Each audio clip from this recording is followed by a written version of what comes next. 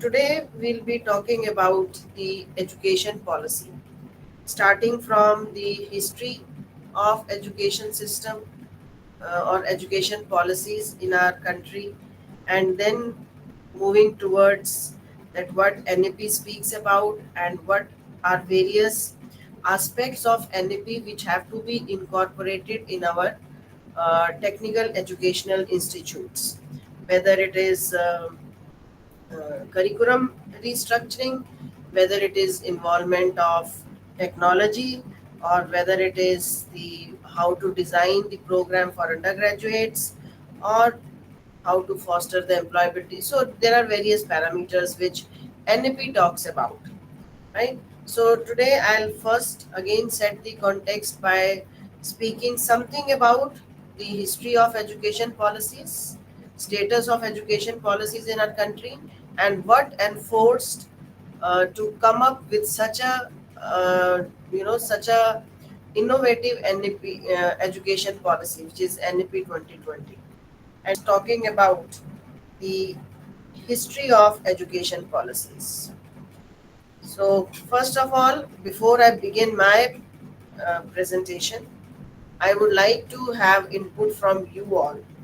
What you know about the education policies? How many policies India has or India had? Is this the first policy?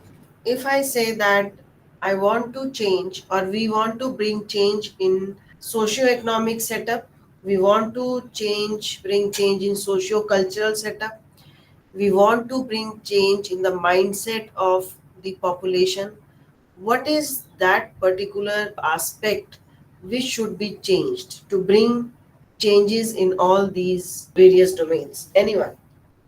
I'm saying to there is one single domain. If you change that, you can bring the changes in the culture, in society, in social setup, in economy, everything, mindset, the attitude. So, what is that if you change? It all refers to education, ma'am. Education policy. Exactly.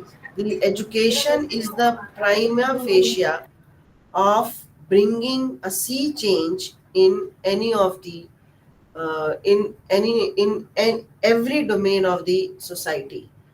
So if you want to change the social setup, if you want to change the cultural, if you want to change the mindset, the economical section, everything can be modified based on the if we change the education system of that country, of that society. And you can relate it, not about the country, even of the your house or your society also, that how the education affects every aspect of your even the household aspects. So that is why the education policy plays a very, very important role in any countries and in society, in any state development. So now before we talk about the present education policy, right, I would just like to divert a bit your attention towards uh, the past, the present, and then the future, right? So, because our country with such a diversified social setup, diversified cultural setup, so and our country is if I talk about the evolution of the country, it is so many years, so it is like from ancient times to the modern times, our country has gone through various challenges, various steps, right? So in present, if I say the present status, we always say that the main problem with our country, with our education system, is the population. I visited USA just last week. So there also, whenever we had some discussion with the academicians or Indians, those who are already there as faculty, the only problem they talk about is the population. Even if so many policies are in place, even if the infrastructure is there, even if the government is putting up so much of efforts for the education sector, still we face the challenges. Still we cannot reach to the level of the setups or to the level which the foreign countries or foreign universities or institutes are having, because of the one single problem, and that is the population. So this is the data of 2017 of UN population data, which has mentioned that by 2027, India will have the world's largest workforce. Workforce not only means the labor class, means any workforce, maybe IT professionals, maybe it nurses or doctors or laborers whatsoever. So by 2027, 18% of the global labor force will be from India, right? So you see how our population is going to affect largely not only our country but rest of the countries of the world. And I've seen that in US also. In, like, I went to Chicago. When I went to university, I went to Chicago University also and Purdue University. Every second third child I was Indian, or I may say Southeast Asian, because they may be Pakistan or Bangladesh or Nepal, so they all look similar. But every second, third guy was Southeast Asian. So I could see that so much of percolation into the education system of US also was by Indians. So, and this data, this is the 2017. Now it's almost now 7 years, and the number might have gone much higher. And then another data which it speaks about is that demographically, India will be youngest country in the world. Its population will be under 25. Half of its population will be under 25, and two-third will be younger than 35. So it means half of its population is under 25, means the education will play a very important role, because the main years of learning or getting educated is below 25. The students or the children get educated, the basic education at least of 12th is 17, 18, or graduation also. So by 22, 23, the basic education of a student is graduated. So when such a large population of the country will be under 25, so it means the most affecting aspect of the growth of the population, or the growth of people, or growth of our country in terms of economy or social whatsoever, will be largely affected by the education. And two-third will be younger than 35. So, and below 35, this is the prime time of earning. The students or the children start their livelihood in the within the age of 25 to 35. So this is the most productive age. So you see this data, and that is why we are, like, in a way we are not able to control the population, but it is the time we are talking about, that consider that population as the demographic dividend, that how can we use that population for our benefit. So we have started putting focus on that education should be, in such a way, with a part and parcel of our society, so that because it affects each one of us, it affects every human being or every person in our country, and it also is helpful for every child of ours. So it means now we can see that how much important education policy system. It is 75 years that we have been independent, right? And again, okay, still we have certain challenges, we have certain limitations. But education is not a story of 75 years. We have a very glorified education system since ancient Indian civilization, that is up to even 7th century. So how many years, you say, how many centuries have passed when we had such a intensive education system, right? We know about the Vedas, what knowledge, what information, maybe the knowledge about human values, or the knowledge about ethics, or the knowledge about astronomy or the sciences, everything was during the Vedic period, it was there, right? So we have a very strong education system. No doubt the style of imparting the education was different whether it was in ashrams or gurukuls or temples. And the number of people, those who are number of persons, those who are getting educated was also limited based upon the society, right? But still we had a system, we had an education system in place in our country, right? And if I talk about the first millennium, in the few centuries, we had the Nalanda, we had the universities. When the world was unaware of education, we at that time we were having universities. Only some of the Egyptian civilization or some of the European civilizations had this education system. Otherwise, India was the only place where we had the universities at that time, where we flourished the not only teaching or educating, but we had, you know, each and every aspect you think of any branch, chemistry, maths, we all know about Aryabhatta, the zero system, decimal system, right? So you talk about carpentry, not only engineering or sciences, but also vocational, cloth making, carpentry, your professional fields. You know, the first dam, civil engineering, was built in India. Your watershed management was first done by Indians. First plastic surgery was done, that is medicine was done. And we all know about the astrology. We know about the astronomy. When there was no compass, Indians were the one who could tell that how the sailors have to sail in which direction, depending upon the location or position of the stars. So you talk about any domain, and our ancient Indian education system had that, right? Like Takshila had specialization in medicine, Ujjain has astronomy, Nalanda was a multidisciplinary education university, and that time it housed 10,000 students. So you can just imagine what a glorified education system we had. And not only in terms of infrastructure, the the the professors or the scholars which are well known, whether it is Aryabhatta, whether it is Bhaskaracharya, whether it is Patanjali, whether it is Maitri, Gargi, Chanakya, you name the field and they were there, and they were working on this. Whether, yeah, architecture also, yoga we all know, arts we all know, chess it is from India, shipbuilding from India.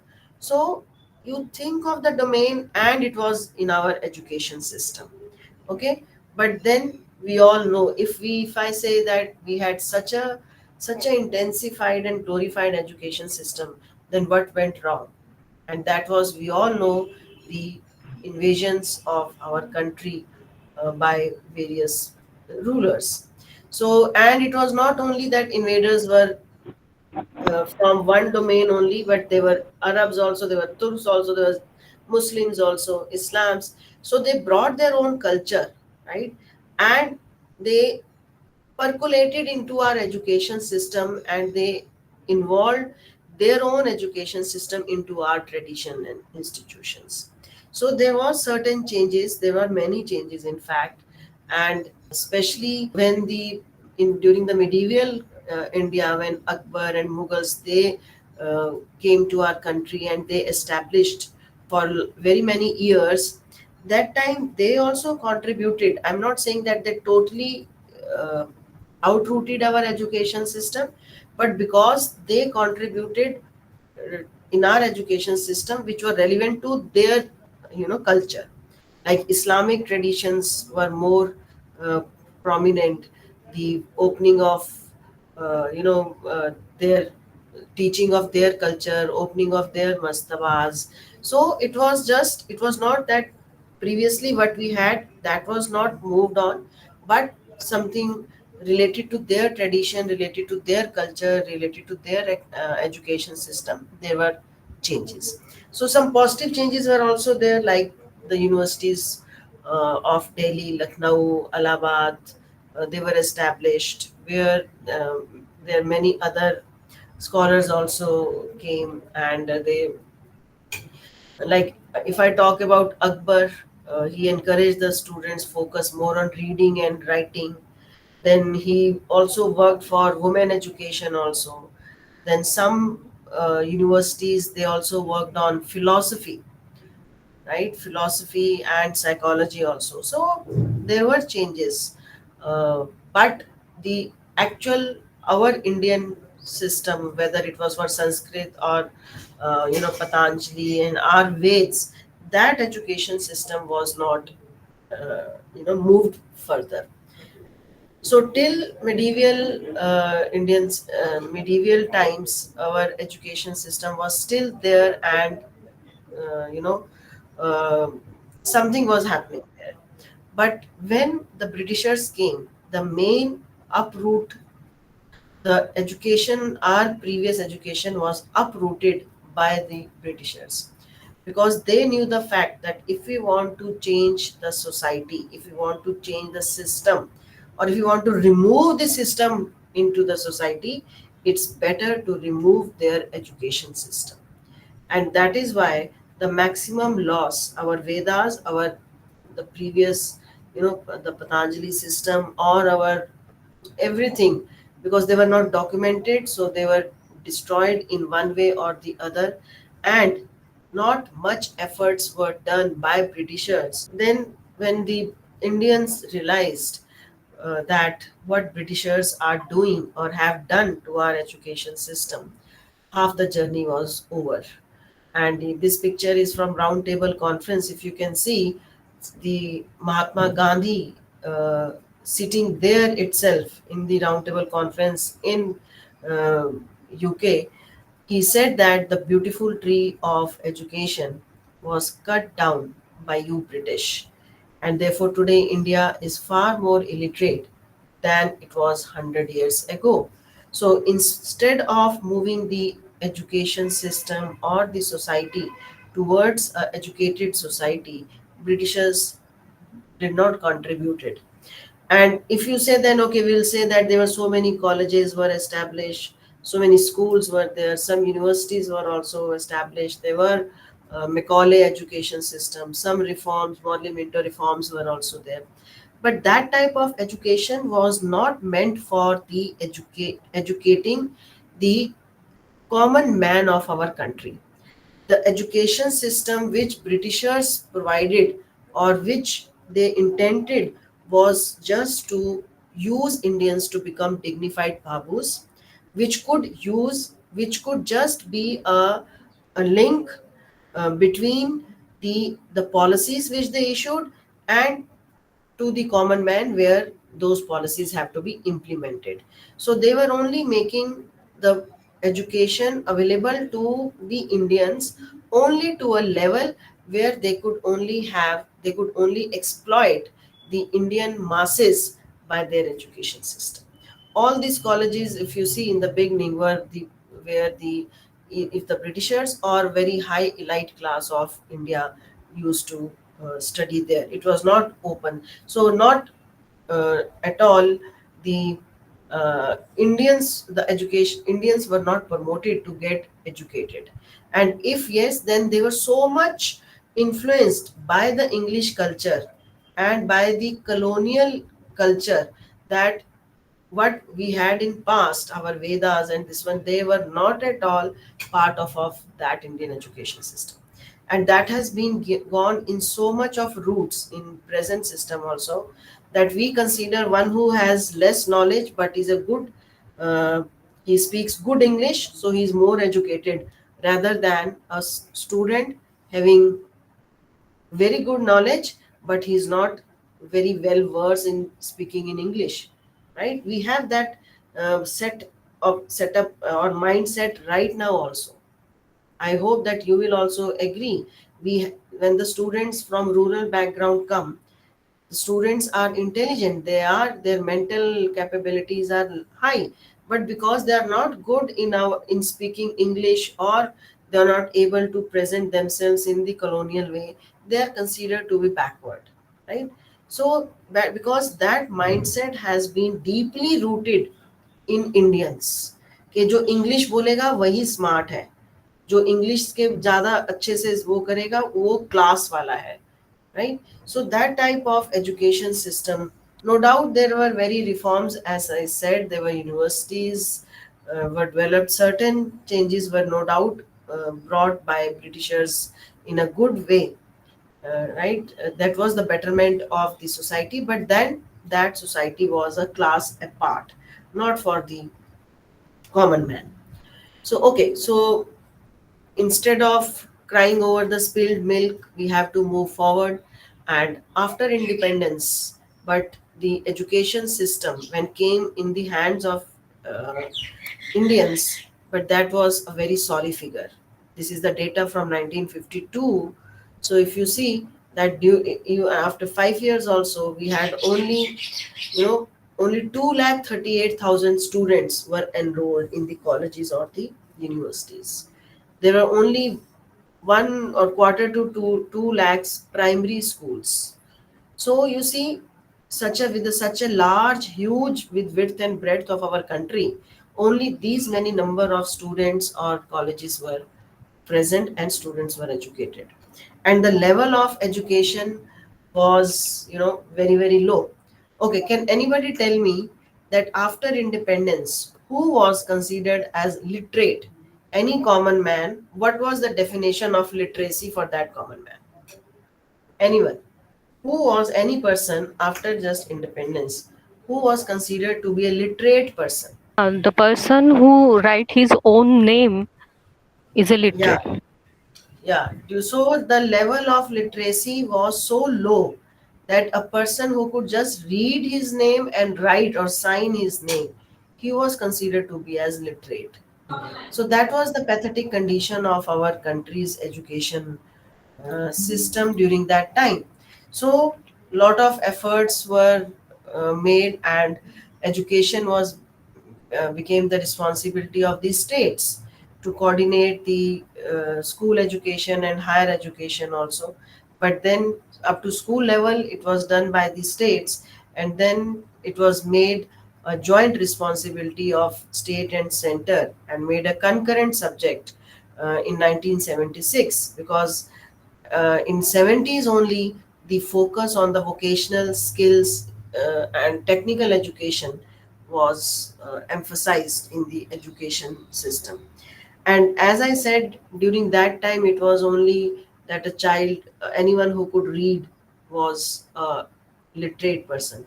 Then in 1960s, and we had 68 when the first policy came. Then we had, okay, a child having a primary education is considered to be literate.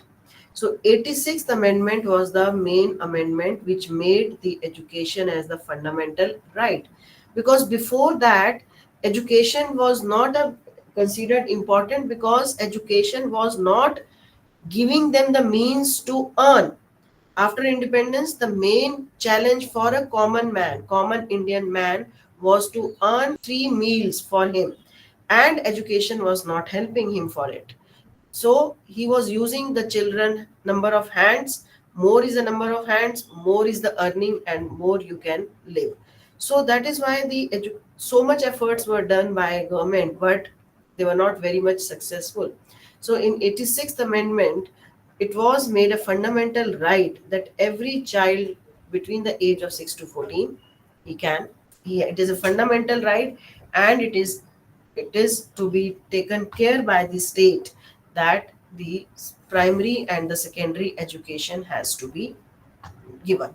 So very many policies, I won't go into that detail, but for different policy decisions were taken, like in 1948 only, when University Education Commission was set up, because at that time so many universities were already there in place. So to have a control over them and to formulate the policies, so the very first this commission was University Education Commission. And then, because then it was seen that university, we are talking about university system, and we do not have primary and secondary education system in place. So the Secondary Education Commission was formed in 1952, and the first policy, which we say the education policy, was 1968, and that was the Kothari Commission, and where the emphasis was providing the education to the larger masses, which include, because when we say education policy, it encompasses the education from nursery, the day the student gets into the school, till the students get graduated or post-graduated. So this first education policy laid focus not only on primary or secondary, they were there, but mainly on the technology also, right? So the technology and integration and ethics. So this 1968 was the first education policy which focused as on site primary education, secondary education, and more to the adult education also, because by then it was realized that major portion is the portion those who are adults and they are not literate. The coming generations, they were okay, they were educated or they were going to the schools, but the larger chunk of the population were the adults which were uneducated. So this policy also laid too much of emphasis on the adult education. So then some other small changes were there, but the next education policy was 1986, which was a very milestone in the education system of our country, because a lot of emphasis was given on higher education, because during this time the global education system had a change, large, very large change, because the computers, right, the technical education, vocationalization, skills part, not because, as I was mentioning, we talk about knowledge, skill, and attitude in the education. So till 1986, it was only knowledge part, dissemination of information, dissemination of the knowledge. But after this 1986, it was considered that the skill was also important along, and it should go hand in hand with the knowledge part. So 1986 policy was like 42nd constitutional this amendment. After this, the policy on education was 1986, and after that there were small changes. 1992 modification was there, where 10th 11th, those who are of like those who have been doing in they passed their 10th or 12th in 90s, so they must be well aware that the changes were in secondary education of doing class 11th and 12th together. Then 5-year BTech was changed into 4-year BTech, and ninth and 10th papers were same. So there were minor changes, but the overall changes were not done, right? So after 1986, the third policy which has come into being is the National Education Policy in 2020. So you see, it has been a gap of 34 years. And if you just imagine, just check that in this gap of 34 years, how the entire setup of society or education has changed. There has been a huge paradigm shift.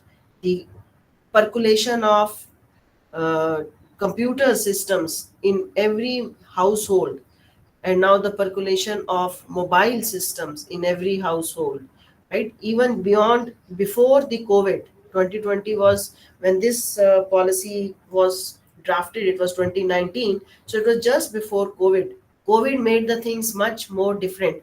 So before that also, 34 years change. If you see the transition, global transition from the mechanization to digitization, the information, see change in the information technology, the industrialization going in across the world. So there were so much changes, and also the education was moving out of the boundaries. It was not only that for education you have to be the part of a school or university. It was totally digitization also was happening that time.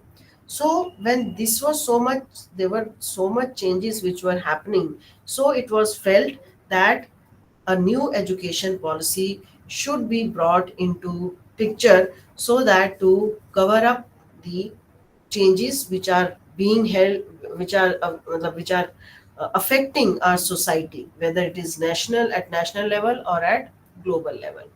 So NAP 2020 was came into being, and it was not that only. The beauty of this NAP 2020 is that it took 2.5 years with the consultation process. So if you see, nearly 2.5 lakhs gram panchayat since 2015. So 4 to 5 years it took to draft the NAP policy. So and all stakeholders, whether from different states, from different even to the level of panchayats. Not only that, academicians or some bureaucrats, they sat and they put on the papers. No, proper feedback was taken, special meetings were held, a parliament standing committee was made, and then in 2019 the draft national education policy was uploaded, and there also it stayed for more than 1.5 year. I remember that in February 2000, yeah, in February or March 2019 this was uploaded, and in July 2020 the NAP was totally established. So, and then the inputs were taken, the feedback was taken, and the necessary changes or were brought in the draft document. The again when 2020 means another 70 years of our independence, and we have the we it does not mean that we did not have a good education system. We had a good education system in place, but there were certain challenges which we have talked earlier also, that and the main issue was that our country has a very diversified status, whether in terms of languages, culture, caste, religion based, region based. There were so much pulling factors which were not helping our Indian education system to develop to that particular problem. Okay, so like if I speak about the conventional education system, it is our present education system is totally very severely fragmented education system. We have special colleges, we have certain universities, they are called the central universities, we have state universities, then we have degree colleges, then we have diplomas, we have some law colleges, we have medicine colleges. So and education is totally fragmented in the sense that we have to, like, it's like the disciplines are also fragmented and strict boundaries are there. Either you choose commerce or you choose science or you choose arts. So after 10th you have to choose your stream. If you choose science, okay, then medical or non-medical. If you choose non-medical, engineering or this. If engineering, then computer or electronics. So you know s- totally there was very stringent boundaries between the disciplines. And then we and so such type of educational ecosystem which was not uh, made available to enhance the students capability, rather to it was the type of system which we had was to narrow down the students knowledge or cognitive capability into one strict domain. We can counter it that we make it master of one, jack of all but master of one. But now is the time where we require jack of master of all also. It's not only master of one, you have to be. If you are an electronics engineer, your specialization is in say VLSI, so you should have some knowledge of computing also. You should have certain knowledge of entrepreneurship also. You should have the knowledge of law or legal or finance system. So now because the present curriculum or the present education system or the style of delivering also, or as we have already discussed, the teacher centric setup, the assessment levels, all these things were hindrance for the proper implementation of the education system. And then let's talk about the governance part. We have affiliated colleges, we are always having this. So we are we have uh, autonomous colleges, we have central universities, some are affiliated colleges, some are state universities, some are private institutes, private. So their governance, the leadership required for those higher education institutes, they were out of control. So very, and then again steps were there, we say regulatory systems are there, every state has a technical board to take care of, AICT is there, UGC is there, we have now NBA, NAC regulatory systems. But then you see how many hierarchy levels there are. And we teachers, we know we are always busy in these activities rather than our main activity of teaching. We have to uh, put the data for sometimes for NBA. When NBA overs, NAC comes, NAC is over, NIRF comes, or then Dublin Accord or ABET, so many things. So proper things are there, but they are not properly placed. NAP 2020 was brought into the picture. And the main thing was, as I said, that change in the mindset, the citizen of India has to be brought. We have to come out of that deep rooted colonial system in our minds, whether it are parents or grandparents, even us, we are the faculty and of this era. Then also we have certain mindsets, which are affecting. So there are so many challenges which were kept in mind while this NAP was established.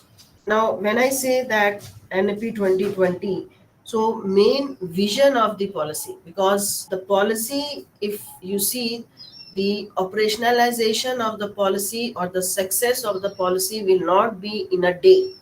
Even the policy makers have said that it will be by 2040. It will take another 20 years to bring the entire change. As I said, this policy is not aiming only on the secondary education or technical or higher, but it is going to overhaul the entire education system. A student entering into the nursery, pre-nursery, till he reaches his doctorate or postdoctorate, the entire education system will be affected by this NAP policy. So the success cannot happen in a year or so or 5 years. They have said that it will be, if the sustained execution takes place, then almost 20 years. By 2040, a child who will be entering into nursery, he will be monitored by this policy for the another his education. Till then, some changes have already are there, and small steps are micro steps are being taken at every level, at school level also, college level also, and at the higher education level also. So some vision is there for national education policy, and the main vision is, see, because it is education policy, so obviously it will affect the education system. But NEP talks beyond that. So we do not want the only education system which will educate the students, but the education system has to be a system which would make a vibrant knowledgeable society, where the students or the citizens will not have only education, but they will be consciously aware about their responsibilities also. They do not know only about their, we say, duties and responsibilities and their rights, but they will be very much well aware, and they will not only be aware, but they will be owing that awareness also. So vision is not only to educate, but also instill the skills, these human values, the ethics, the commitment, human rights, so that the student who comes out of this education system is not only educated with a degree, but he reflects the qualities which makes him a truly global citizen. So this is a very wider vision of the national education policy. So keeping this in mind, see, it is not talking about primary education, it is not talking about secondary education, it is talking about the general attitude and aptitude along with knowledge and skill which the students are expecting. So keeping this vision in mind, there are certain key principles which overcome the challenges and the limitations of the existing conventional education system which we already have. So the first and the foremost thing which we talk about is, we do not focus, our education system is totally ratta type of learning education system. We do not focus on the conceptual understanding.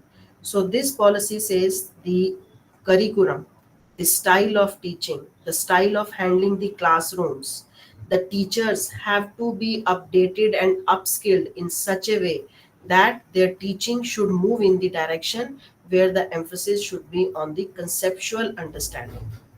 It should be, the examination should be in such a way oriented, their way of teaching should be such a way so that the critical thinking is enhanced, creativity is enhanced. So that is moving to the higher level of the blooms. So such type of capabilities have to be uh, developed in the student, so that not only the teaching but the holistic development, as yesterday Madam Anuradha was talking about, that we have to now cater to the holistic development of the students rather than only talking about the academic development of the students, right? So one part, another part again, the yeah, as I said that our main, as I was giving example, that always the English speaking and our education is totally, uh, mostly it is in English, or somewhere some up till, okay, primary education it is local languages or Hindi is there. So NAP says that a respect for the local context has to be developed, so that a student should not feel handicapped if he does not understand Hindi or English. Okay, it is because a student says from south, from Tamil Nadu, from Kerala, or say from Gujarat or Rajasthan, where the common language of speech in at home or at in the society is not Hindi or English. So it does not mean that his knowledge or his intelligence should be hampered by this problem. So AICT and the government has come up with the books that should be in local language. All the curriculums, all the contents have to be in the local language. And AICT has already floated this, and very many books are also written, and even the degrees. Now, last to last year, 6 engineering colleges were opened for where degree was given in Hindi. Similarly, the steps are being taken where the medium of education was not only English or Hindi but other languages also. Like in Maharashtra, also one college has been floating the degree in Marathi language. So the respect for diversity and local context. Another thing is the equity and inclusion, not only by giving the reservation, but like for every, the education should be made available to each and every one. So it should be included for whether not only that by based on caste or religion or culture, by economical also, by at every level the equity has to be maintained. And another thing is the community participation. Yesterday also we were talking about that the education should not be a standalone entity कि सिर्फ पढ़ाना है और नौकरी देनी है. It should be related to the industry. We always talk about academy and industry, but I talk about that education should also be related to the community also. The service to the community, whatever we are teaching, how that is going to help the society also. So the community participation at every level, or the students participation in the community, has also to be taken care of. That is why they say that research should be more engaged or should be more towards solving the problem of the community. And the last but not the least is use of technology, which while this policy was being drafted, COVID was not there. So the at that time they were thinking of emphasizing the use of technology, but COVID in a way helped us to move 5 years, ahead. Because of that, the mobile and the education system, this technology was enhanced because of this COVID system. So, and higher education is a focus on the of the NEP 2020, because the higher education is actually not only affecting the students' career or growth, but it also contributes to the national economy also. And this is just as saying by APJ Abdul Kalam that a value based education system, if it is instilled at the right age, at a young age, then nobody can stop to transform India into a prosperous, peaceful, happy, and developed nation.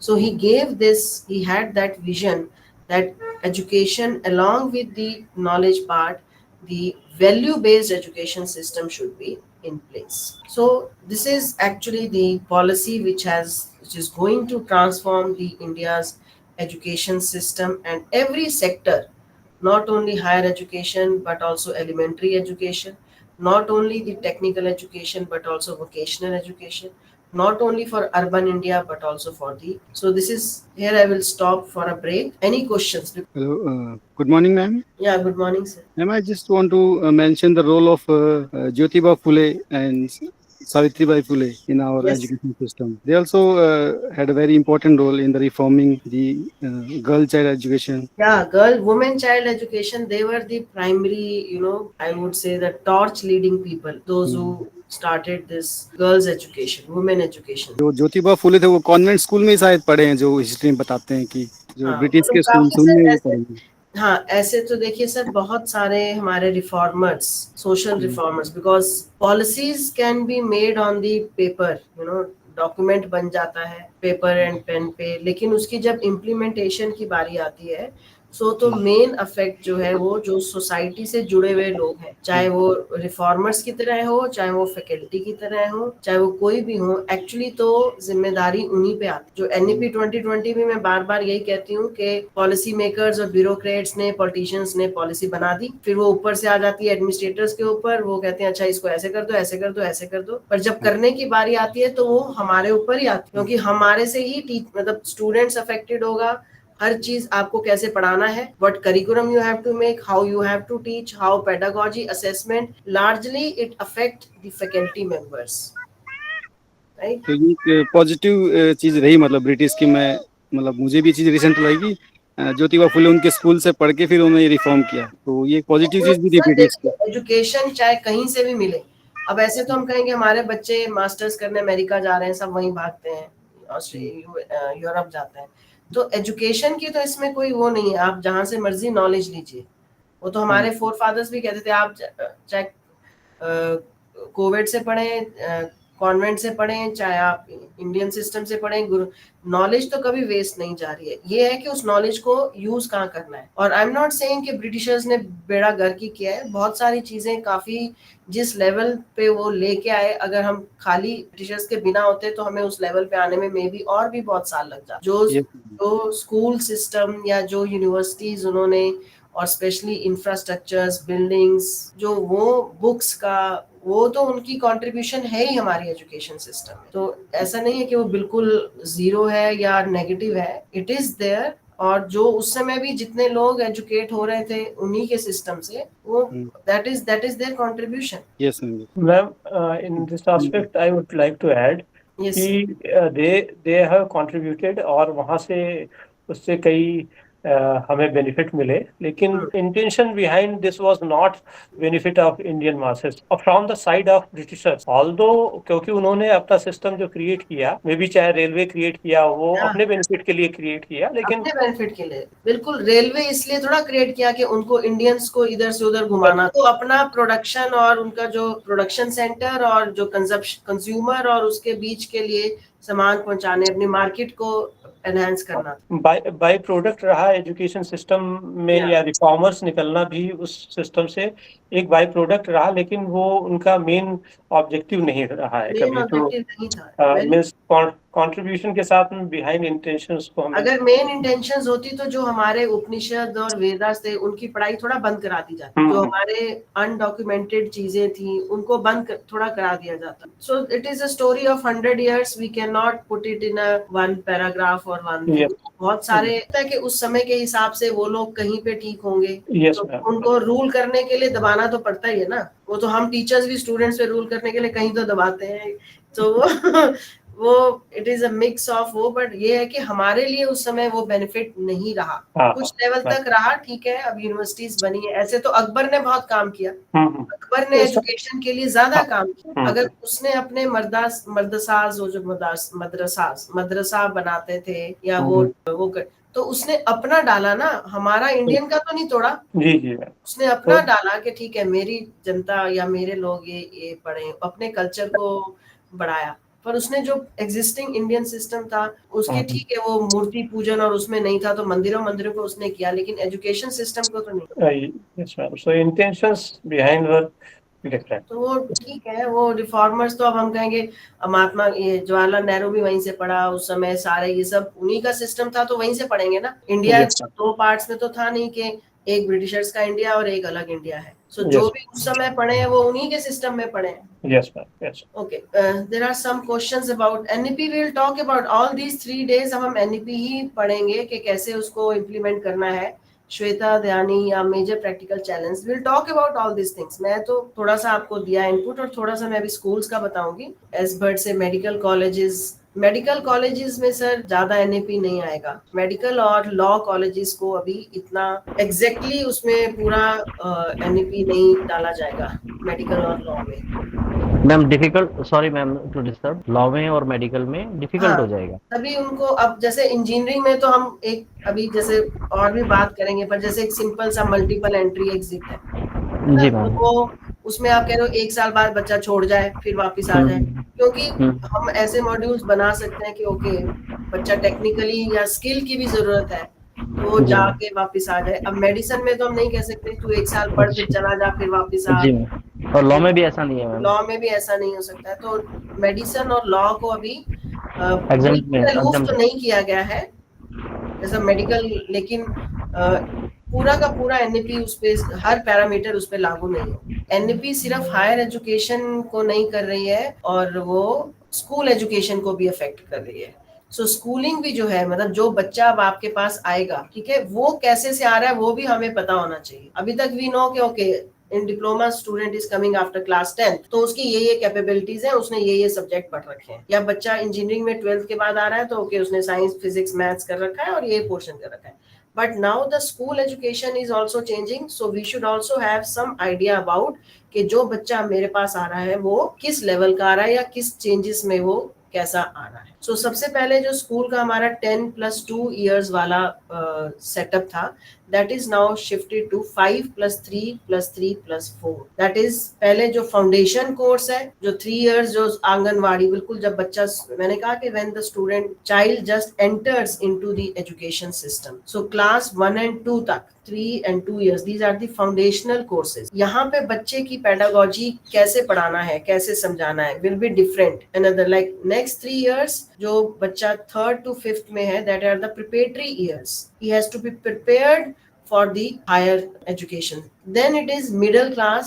ना अगर आप compare करोगे वही है primary, middle, secondary, but थोड़ा सा एक तो उनको क्लब कर दिया है. कहानी तो वही है. आप 10 साल इकट्ठा कहते थे, उसमें हम कहते थे प्राइमरी है 5th क्लास तक, फिर हम कहते थे मिडल है 8th तक, और फिर हम कहते थे सेकेंडरी है, सेकेंडरी 10th तक, फिर हायर सेकेंडरी. उसी को ही थोड़ा सा इन्होंने चेंज कर दिया कि प्राइमरी को फाउंडेशनल एंड प्रिपरेटरी है वही class 5th, then middle is same 6 to 8, और जो सेकेंडरी एंड हायर सेकेंडरी था that is now 4 year, that is from 9th 10th 11th and 12th. तो उसमें टीचर का बहुत फर्क रहेगा कि कैसे बच्चे को पढ़ाना है, कैसे उसमें स्किल्स करनी है. सो इसीलिए जो टीचर की एजुकेशन पे भी बहुत एम्फोसिस है. इट्स नॉट ओनली कि हमें बैठा के कह देंगे अच्छा ये NAP है और ये करो. सो टीचिंग एजुकेशन पे भी गवर्नमेंट ने, दैट इज वाई जो ये FDP प्रोग्राम्स हैं, अप स्किलिंग है, रीस्किलिंग है of teachers at school level also, at university level also and at education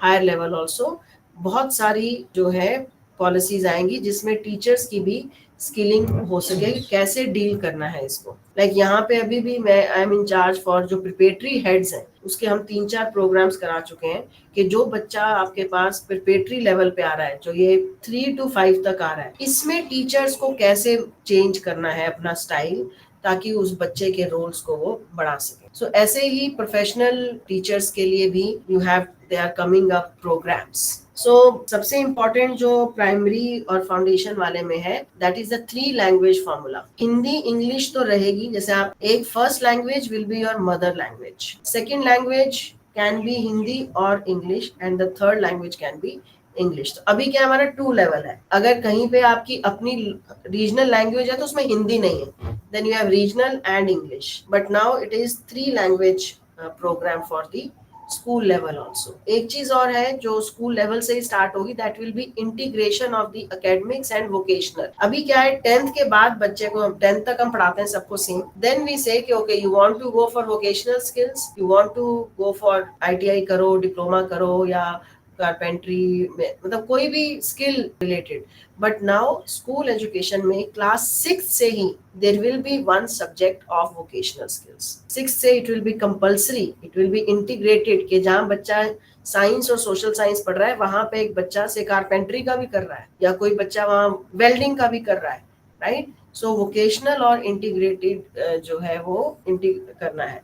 third thing is integration of technology, ICT, वो ऑनलाइन ब्लेंडेड लर्निंग, ये सब बातें हम करेंगे नेक्स्ट सेशन में ही करेंगे. इनफैक्ट कैसे जो है टेक्नोलॉजी और एजुकेशन को इंटरप्ले वाइंड अप करना है for benefit of the teachers. Not only के आईसीटी टूल, मतलब पीपीटी बना दिया और there are so many IC tools which are coming up. So teachers को prepare करना है to harness the potential of digital technology. How we are going to do this?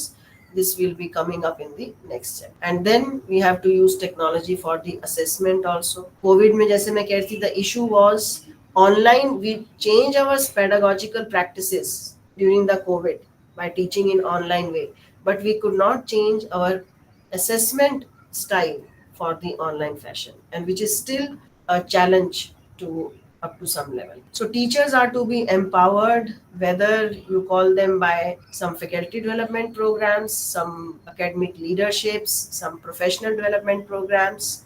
So they have to be empowered because, as I said, the onus will lie on teachers. They have to be motivated, they have to be made capable, so they have to be upskilled also. जब इतनी cutting edge technologies आएंगी, bioprinting, IoTs, AR, VR, extended, so teachers भी उनको जो है upskill करना है ताकि वो उसको use कर सके. So that is why we talk about mentoring the teachers, and it is already in place. So induction programs और इंस्ट्रक्शनल स्ट्रेटजीज और पेडागोजिकल अप्रोचेस जो हम निटर वाले हम ये सब ज़्यादा करते हैं. Okay, so with this I will stop here because we'll talk in detail in the coming sessions. So thank you so much.